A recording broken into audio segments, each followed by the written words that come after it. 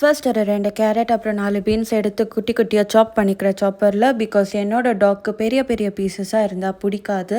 And இந்த சாப்பரை சரவணா ஸ்டோர்ஸில் தான் வாங்கியிருந்தேன். எனக்கு ரொம்பவே யூஸ்ஃபுல்லாக இருக்குது.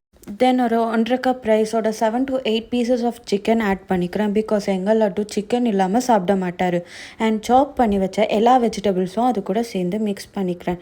இப்போ ஒரு குட்டி ஹேக் ஃபார் குக்கர். நான் எப்போவும் குக்கரோட மூடியில் இது மாதிரி ஒரு 2 டிஷ்யூ பேப்பர்ஸ் ஆட் பண்ணிப்பேன். ஸோ தட் அதுலேருந்து வர அந்த தண்ணி கிச்சனில் எங்கேயோ ஸ்ப்ரெட் ஆகாது. அண்ட் ஸ்டவ்வும் க்ளீனாக இருக்கும். 6 to 7 விசில்ஸ் வர வரைக்கும் போர் அடிக்கும். ஸோ நம்ம தலைவரோட பாட்டை கேட்டுகிட்டே வேலை செய்வோம். எந்த அழைப்பும் தெரியாது.